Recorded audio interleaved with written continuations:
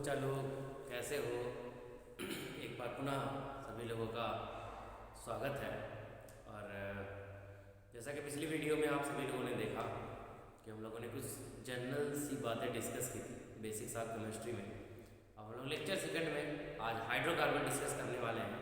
तो हाइड्रोकार्बन के बारे में बहुत सारी इंफॉर्मेशन, कैसे हाइड्रोकार्बन आए। बेसिकली हाइड्रोकार्बन जो है ना हमारे पास, उसमें हम लोग तीन चीज़ों को पढ़ने वाले हैं, एल्केन, एल्कीन, एल्काइन एंड चौथा जो आपके पास है वो बेंजीन है। तो चार हमारे पास है हाइड्रोकार्बन में। हाइड्रोकार्बन की बात करते हैं बेसिकली हम लोग, तो हाइड्रोकार्बन को हम लोग देखते हैं कि हाइड्रोकार्बन कैसे हैं, कहाँ से आए और क्या होता है। ठीक, तो हाइड्रोकार्बन को बेसिकली अगर हम लोग देखते हैं, हाइड्रोकार्बन, तो हाइड्रोकार्बन में अगर देखते हैं हम लोग तो सब लोगों को एक बात बहुत अच्छे से पता है कि हाइड्रोकार्बन होते क्या हैं। अगर इसकी डिफिनेशन देखते हैं तो छोटा सा लिख देते हैं कि combination of the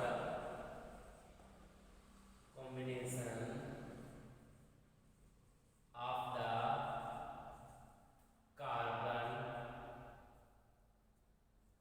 hydrogen, carbon and hydrogen क्या बोले जाते हैं, हाइड्रोकार्बन। बहुत सही सर, आपने बताया। तो हाइड्रोकार्बन में इसलिए अगर और आगे देखते हैं, इसके पहले वीडियो में हमने आपको बताया था कि ऑर्गेनिक केमिस्ट्री जो है वो ऑर्गेनिक केमिस्ट्री में दो लोग हैं भैया, एक तो हाइड्रोकार्बन है और दूसरे आपके कौन से हैं, डेरिवेटिव ऑफ हाइड्रोकार्बन है। तो हाइड्रोकार्बन को हम लोग आज डिस्कस करेंगे यहाँ पे, और जो दूसरा आपका होगा वो क्या होगा, डेरिवेटिव ऑफ हाइड्रोकार्बन, उसको हम लोग बाद में डिस्कस कर लेंगे। तो बहुत ही अच्छे तरीके से पढ़ते हैं इनको। हाइड्रोकार्बन को फिर कैटेगराइज किया है दो पार्ट में, हाइड्रोकार्बन को दो भागों में विभाजित किया गया है। देखिए हम लोग पढ़ते तो चले जाते हैं, सब कुछ सारी रिएक्शन पढ़ते चले जाते हैं, बट हम लोग एक रोड मैप तैयार कर रहे हैं कि हमको कैसे पढ़ना है और क्या क्या चीज़ें पढ़नी है। ठीक है ना, अभी आपको क्लियर हो जाएगा कि इसमें क्या क्या चीज़ है। फिलहाल आपको तो इतना पता है कि हाइड्रोकार्बन जो है इसमें हमारे पास कितनी चीज़ें हैं। इसमें हमको एल्केन है, हाइड्रोकार्बन में बेसिकली आप लोग जानते हैं सबको एल्केन है। इस दूसरी हमारे पास जो बात है एल्केन के बाद हाइड्रोकार्बन में वो एल्कीन है। एल्कीन आपके हाइड्रोकार्बन होते हैं। और तीसरी आपकी जो बात है वो क्या है, एल्काइन है। ठीक है ना, और एल्काइन के बाद आपका क्या है, जो चौथा है वो आपके पास बेंजीन। ठीक है, अब देखो इन्हीं से डेरिवेटिव होते रहते हैं। ये चार हमारे पास जो हाइड्रोकार्बन बोले जाते हैं, फिर इन चारों में से डिराइव्ड होने लगती हैं चीजें। जैसे इससे हमारे पास एल्काइल हैलाइड बन गया, इससे हमारे पास एल्काइल हैलाइड बन गया, इससे हमारे पास एलाइल या विनाइल हैलाइड बन गया, इसके बाद हमारे पास इससे हमारे पास एल्काइल हैलाइड बन गया, या फर्दर कोई ऑक्सीडेशन हुआ, एल्डिहाइड बना, उसके बाद ऑक्सीडेशन होकर के हमारे पास कार्बोक्सिलिक एसिड बन गया, या यहीं से हमारे पास क्या हुआ, ऑक्सीडेशन हो करके अल्कोहल बन गया, या हमारे पास ये बेंजीन जो है ना, बेंजीन भी किसी के साथ में रिएक्शन की और वो क्या बना दी, एराइल हैलाइड बना दी, सॉरी एराइल हैलाइड ना सॉरी बना दिया। ठीक है, तो इससे और भी बातें हमारे पास बढ़ती चली जाती है, जिससे हम लोग बोल देते हैं क्या, ये अपने पास क्या है, ये है डेरिवेटिव ऑफ हाइड्रोकार्बन। तो हाइड्रोकार्बन में बेसिकली दो चीजें हैं, एक तो हमारे पास क्या हो सकते हैं, एलिफैटिक हो सकते हैं, जितने भी हाइड्रोकार्बन होंगे वो हमारे पास हो सकते हैं एलिफैटिक। ये हमारे पास क्या हो गया, एलिफैटिक हाइड्रोकार्बन। उसके बाद दूसरी बात क्या हो सकती है बोलना, एरोमेटिक हाइड्रोकार्बन। तो यहाँ पे हमने लिख दिया एरोमेटिक हाइड्रोकार्बन। सर बहुत सही है, आपने बताया। ठीक है, अब देखते हैं कैसे पहचानोगे कौन सा एरोमेटिक है कंपाउंड और कौन सा एलिफैटिक कंपाउंड है। एलिफैटिक एरोमेटिक दो प्रकार के कंपाउंड हो गए, दो प्रकार के हाइड्रोकार्बन हो गए। तो कैसे पहचानोगे कि कौन सा एरोमेटिक है कौन सा एलिफैटिक है। बहुत सही, अगर हमारे पास एक्चुअल में कंपाउंड होता है, जैसे एक्चुअल में किसी ने आपको कंपाउंड दे दिया, हाथ में रख दिया कंपाउंड किसी ने, तब तो हम लोग ये बता देंगे, उसे स्मेल करेंगे, उसे सूंघ के बता देंगे कि ये कंपाउंड कैसा है। अगर एरोमा आ रही है, अगर क्या हो रही है, अगर एरोमा आ रही है, ठीक है ना, तो वो क्या हो जाएंगे, एरोमेटिक हो जाएंगे। ठीक है ना, वो क्या हो जाएंगे, एरोमेटिक हो जाएंगे। अगर एरोमा आ रही है तो हमारे पास क्या हो जाएंगे, वो एरोमेटिक हो जाएंगे। लेकिन अगर हमारे पास कंपाउंड एक्चुअल में नहीं है, तब हम लोग क्या करेंगे भैया, क्यों भाई, तब हम लोग क्या करेंगे, तब हम लोग कुछ और बातें देखेंगे। तो और बातें देखने के लिए सबसे पहले आपको पता चलता है कि यहाँ से हम लोग देखते हैं एक नियम, एक रूल को फॉलो कराते हैं जिसे हम लोग बोलते हैं क्या, हकल्स रूल। हकल्स रूल को हम लोग लगाते हैं, ठीक। हकल्स रूल क्या होता है? हकल्स रूल होता है 4n + 2 = पाई इलेक्ट्रॉन्स, ठीक है ना, इक्वल टू पाई इलेक्ट्रॉन्स। ये नियम हम लोग लगाते हैं अगर इस नियम को कोई फॉलो करता है तो वो एरोमेटिक कंपाउंड बोला जाएगा, ठीक है ना। अगर कोई इसको फॉलो नहीं करता है तो वो क्या है, एलिफेटिक कंपाउंड है। तो हम यहां पर लिख देते हैं कि follow Huckel's rule, follow Huckel's rule. Huckel's rule क्या है, हकल्स रूल कैसे फॉलो होता है, इन पे हम लोग बहुत चर्चा करने वाले हैं। बस इतना रख लो अभी, हकल्स रूल जो है वो 4n + 2 है। अब देखो हम लोग क्या करते हैं, हकल्स रूल को लगाते हैं, किस पे लगाते हैं? फॉर एग्जांपल ये आपके पास बेंजीन है, बहुत प्यारा सा, ठीक है ना। इस बेंजीन पे अगर हकल्स रूल को फॉलो कराते हैं तो ये बेंजीन हकल्स रूल को फॉलो करती है और हमारे दिमाग में आ जाता है कि बेंजीन जो है वो कैसा है, एरोमेटिक है। लेकिन अगर हम लोग और भी बहुत सारे आयंस होते हैं या बहुत सारे और भी कंपाउंड हैं जो एरोमेटिक हैं, बहुत सारे कंपाउंड आपके पास हैं, जैसे हम बात करते हैं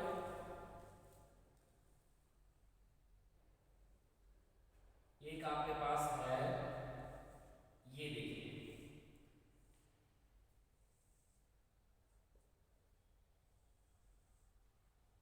ये आयन है। इस आयन को हम लोग बोलते हैं साइक्लोप्रोपेनियम आयन, ठीक है। इसका क्या नाम है, साइक्लोप्रोपेनियम आयन।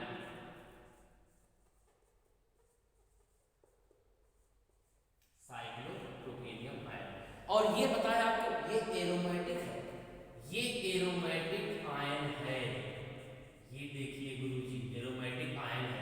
तो कभी अगर दिमाग में ये हमारे बात आती है कि एरोमेटिक कंपाउंड जैसे दिमाग में आता है तो बेंजीन रिंग घूमने लगती है कि बेंजीन रिंग एरोमेटिक है, बस वहीं पे कहानी समाप्त हो जाती है। लेकिन ऐसा नहीं है, हमारे पास बहुत सारे ऐसे लोग हैं। अभी हम लोग आपको चर्चा करने वाले हैं, इस पे एक वीडियो बनाने वाले हैं कि एरोमेटिक कंपाउंड्स क्या होते हैं। पता है हमें ऊपर से बता दिया जाता है, जैसे हमारे पास अगर एरोमेटिक कंपाउंड की बात आती है तो एरोमेटिक हमें बता दिया जाता है क्या है, केवल एक बेंजीन रिंग है। बट बेंजीन रिंग तक कहानी समाप्त नहीं होती है, एरोमेटिक कंपाउंड बहुत सारे आपके पास है। जैसे आपके सामने ये देखो मैंने लिख दिया कि साइक्लोप्रोपेनियम आयन है, बट इतना ये बेंजीन, ये आपके पास एरोमेटिक है। ऐसे बहुत सारे एरोमेटिक है, तो हम लोग इनकी कहानी देखते हैं अभी, ठीक है।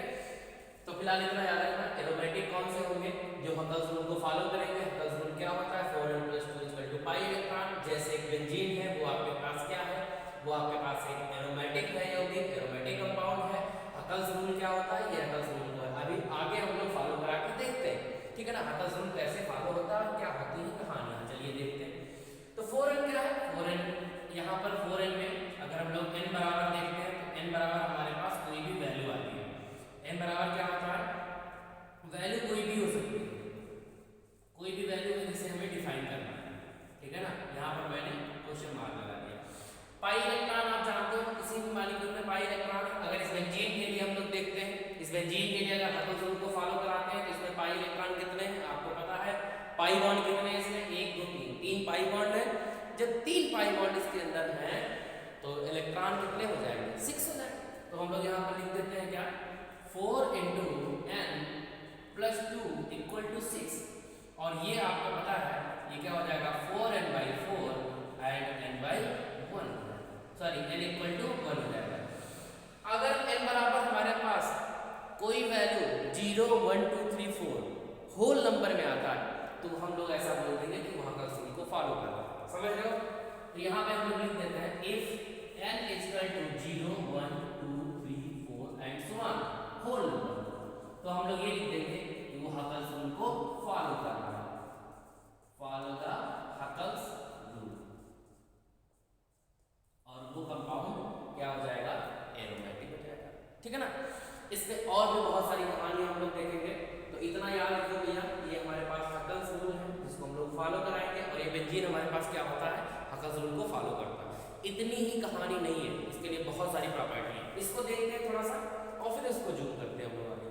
किसी को समस्या यहाँ पे कोई घबराहट, परेशानी, कोई डर अगर हो तो सब लोग जो है कमेंट बॉक्स में जरूर बता देना। अब देखो एलिफेटिक की कहानी देखते हैं। तो एलिफेटिक भैया दो प्रकार के हो सकते हैं आपके पास। एक क्या हो सकते हैं, एक तो आपके हो सकते हैं साइक्लिक और दूसरे हो सकते हैं ओपन चैन। तो ओपन चैन स्ट्रक्चर भी हो सकते हैं, ये मैंने लिख दिया ओपन चैन स्ट्रक्चर, ठीक। और ये हो सकते हैं क्या, साइक्लिक भी हो सकते हैं, साइक्लिक हो सकते हैं। और ओपन चैन स्ट्रक्चर को हम लोग बोलते हैं क्या, ए साइक्लिक, ए साइक्लिक। और ये साइक्लिक है, ये कैसे हो जाएंगे आपके पास, क्लोज चैन हो जाएंगे, क्लोज चैन स्ट्रक्चर हो गए। क्लोज चैन स्ट्रक्चर जैसे आपके पास ये लिखा हुआ है, इसका क्या नाम है, ट्रायंगल, ट्रायंगल नहीं है, त्रिभुज नहीं है, इसका नाम है साइक्लोप्रोपेन, साइक्लोप्रोपेन हो गया बोलना, क्यों, ठीक है ना। उसके बाद अगर हम लोग इसको देखते हैं ए साइक्लिक, तो ए साइक्लिक आपके पास बहुत सारे हैं, मेथेन है, एथेन है, प्रोपेन है, ब्यूटेन है, हेक्सेन है, हेप्टेन है, फलाना ढिमकाना ढिमकाना, पता नहीं क्या क्या है। लेकिन इसको भी डिवाइड कर दिया गया है, इन लोगों ने कितने पार्ट में डिवाइड कर दिया है, दो पार्ट में डिवाइड कर दिया गया है। दो पार्ट कौन कौन से हमारे पास, एक तो आपके पास कौन से सैचुरेटेड कंपाउंड्स हैं, सैचुरेटेड है, और दूसरे आपके पास जो है वो अनसैचुरेटेड है, अनसैचुरेटेड है, ठीक। अनसैचुरेटेड में एक तो आपको पढ़ना है डबल बॉन्ड और एक पढ़ना है ट्रिपल बॉन्ड, और जो सैचुरेटेड है उसमें आपको केवल पढ़ना है एल्केन। ये क्या पढ़ना है, एल्केन पढ़ना है। इसमें क्या पढ़नी है आपको, एल्कीन एंड एल्काइन पढ़ना है, एल्कीन एंड एल्काइन पढ़ना है आपको, ठीक है ना। ये क्या होते हैं, ये डबल बॉन्डेड होते हैं, और ये आपके क्या होते हैं, ट्रिपल बॉन्डेड होते हैं। बहुत सुंदर मुझे आपने बताया, ठीक है। अब देखिए ये एल्कीन, एल्काइन और यहां से बेंजीन, ये तीन हमारे पास क्या है, सॉरी चार क्या है, हाइड्रोकार्बन। बेंजीन को आप कैसे समझे हो, तो कैसे हो, एरोमेटिक कंपाउंड है। देखो एरोमेटिक कंपाउंड जब दिमाग में आए तो दिमाग में ये ना आए कि जो एरोमा देते हैं वही एरोमेटिक कंपाउंड है, क्योंकि एरोमा तो भैया वो देंगे जो एक्चुअल में हमारे पास होंगे। और किसी ने आपके पास बोर्ड पे लिख दिया, अब कहेगा आपसे सुन हो जाके, हमें कॉन्सेप्ट यही पता था, इंटर तक हमें बताया गया कि जो एरोमा देते हैं एरोमेटिक। फिर भैया कुछ ऐसी सिचुएशंस आई कि हमारे गुरुजी ने बोर्ड पे लिख दिया सीधे से और बोला लो सुन लो इसको, ठीक है ना। तो ये है कल को फॉलो करेंगे। उसके बाद इसमें बहुत सारे कंपाउंड्स हैं, उनका एक वीडियो तुम लोगों को मिलने वाला है नेक्स्ट वीडियो जो होगा हमारा लेक्चर 3 वो एरोमेटिक कंपाउंड पर ही होगा, ठीक है। और ये हमारे पास एल्केन, एल्कीन, एल्काइन, इन तीनों को हमको पढ़ना है, ठीक है। और इनको और उसको पढ़ना है। तो इस एल्केन को अगर देखते हैं तो आप किसी ने पूछा एल्केन क्या है, तो ये नहीं बताता है एल्केन हम लोगों को हवा में नहीं बनाना है, हवा में क्या होता है कैसे क्या है। तो एल्केन क्या है, वो सैचुरेटेड है, वो ए साइक्लिक है, वो एलिफेटिक है, वो हाइड्रोकार्बन है, वो ऑर्गेनिक कंपाउंड है। ऐसे हम लोग बोलते हैं कि एल्केन जो है, alkanes are saturated, acyclic, aliphatic, hydrocarbons, organic compound and so on. किसी ने पूछा एल्केन्स क्या, alkanes unsaturated, acyclic, aliphatic, hydrocarbons. Okay मुन्ना, अब देखो इसमें कहानी एक और आती है, बड़ी प्यारी सी कहानी है, उस कहानी को थोड़ा सा खत्म करना चाहेंगे। अब इसमें एक कहानी है, इसमें कहानी ये है कि जो एल्केन्स होते हैं वो होमोलॉगस सीरीज शो करते हैं, होमोलॉगस सीरीज शो करते हैं। होमोलॉगस सीरीज का मतलब है पर्टिकुलर कोई एक ही चीज है, जो जैसे एक एल्केन हुई, दूसरी एल्केन है, तीसरी एल्केन है, चौथी एल्केन है, पांचवी एल्केन है। इन सारे एल्केन्स के बीच में जो डिफरेंस है वो सेम चीज का, यानी CH2 CH2 CH2 का डिफरेंस होता है सारी एल्केन्स के बीच में। जैसे हम लोग यहाँ पे लिखते हैं एक एल्केन ये है CH4, सब लोग जानते हो उसको। दूसरी एल्केन कौन सी है, C2H6, ठीक है। अगली एल्केन कौन सी है, C3H8। देखो इनके और इनके बीच में काहे का डिफरेंस है, CH2 का। इनके और इनके बीच में काहे का डिफरेंस है, CH2 का, ठीक है। अगला देख लेते हैं C4H10, इनके और इनके बीच में काहे का डिफरेंस है, CH2 का। तो इसको हम लोग होमोलॉगस सीरीज बोलते हैं। ऐसी सीरीज को हम लोग क्या बोलते हैं, होमोलॉगस सीरीज। तो इनके पास होमोलॉगस सीरीज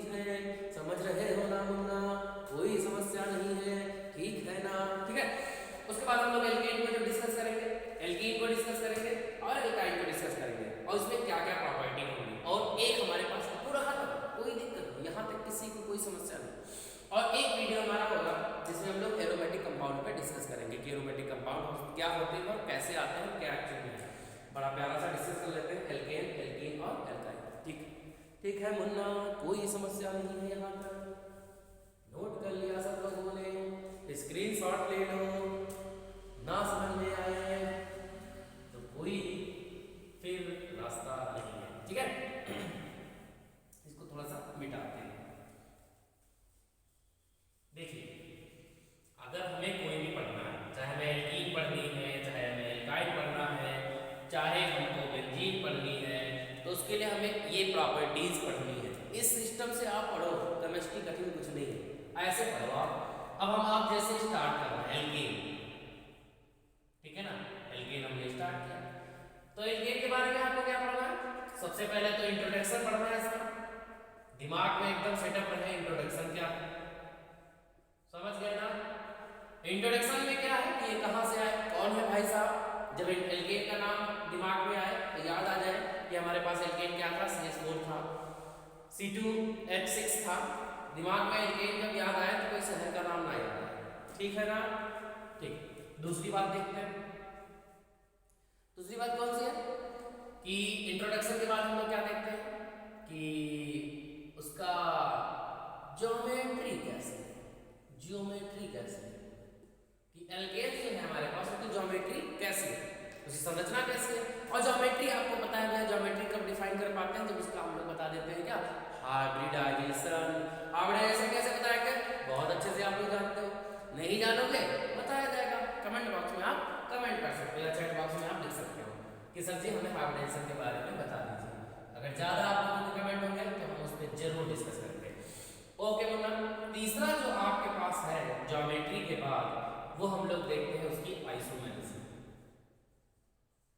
आइसोमेरिज्म एल्केन की आइसोमेरिज्म क्या है, सभी लोगों को पता है। आइसोमेरिज्म पे भी एक वीडियो आपके पास आने वाला है बहुत जल्दी, या आइसोमेरिज्म। उसके बाद हम लोग अगला आपका देखते हैं, ये इंट्रोडक्शन हो गया, ज्योमेट्री हो गई, आइसोमेरिज्म हो गई, फिर उसका देखते हैं हम लोग method of preparation. Method of preparation, method of preparation हो गया। अब मेथड ऑफ प्रिपरेशन के बाद हम लोग अगला देखते हैं, और मेथड ऑफ प्रिपरेशन के बाद होता है फिजिकल प्रॉपर्टी। फिजिकल प्रॉपर्टी बहुत मजा आने वाला है, क्योंकि फिजिकल प्रॉपर्टी कभी कभी केमिकल प्रॉपर्टी से भी कठिन लगने लगती है। Physical properties, physical property chemical properties से कब कठिन लगने लगती है, जब हमसे क्वेश्चन पूछे जाते हैं कंपेयर करके कि फलाना इज फलाना, फलाना इज फलाना, कि भैया ये जो कंपाउंड है हमारे पास, या ये मॉलिक्यूल है, ये इसमें सॉल्युबल है, इसमें सॉल्युबल नहीं है, ये मॉलिक्यूल है, ये ज़्यादा बेसिक है, इससे ऐसा क्यों, या ये ज़्यादा एसिडिक है, इससे ऐसा क्यों, ये भैया रिएक्शन प्राइमरी कर सकता है, सेकेंडरी नहीं कर सकता है, टर्सरी भी कर सकता है, ऐसे क्वेश्चन आते हैं दिमाग में। और जो हमारे पास अगला होगा छठा पॉइंट, वो क्या होगा, केमिकल प्रॉपर्टीज का, केमिकल प्रॉपर्टीज का, ठीक है। और नेक्स्ट होगा हमारे पास, वो क्या होगा, यूजेस। यूजेस जब हम पढ़ते हैं तो थोड़ा सा एनालिटिकल चीजें हो जाती हैं, जैसे एमएससी में एक एनालिटिकल केमिस्ट्री पढ़ाई जाती है, तो एनालिटिकल चीजें हो जाती हैं, ठीक है। तो ये हमको पढ़ना है। एल्केन पे एक वीडियो होगा, एक एल्कीन पे होगा, एक एल्काइन पे होगा, और एक जो बहुत प्यारा बहुत इंटरेस्टिंग सा वीडियो होने वाला है। देखो अभी तो हम लोगों ने बेसिक से पढ़ा है, ये इतना सारी चीजें हैं, उसके बाद हम लोग जब जाएंगे इसके अंदर तो हर एक रिएक्शन देखेंगे, उसकी मैकेनिज्म देखेंगे बहुत डीप में। एरोमेटिक कंपाउंड में जो एक वीडियो होने वाला है, वो एरोमेटिक कंपाउंड कौन कौन से हैं और क्या क्या, ठीक है। Okay, thank you all of you. बच्चा लोग मस्त रहिए, ठंडक शुरू हो गई है, सभी लोग कोशिश कीजिए कि ज़्यादा से ज़्यादा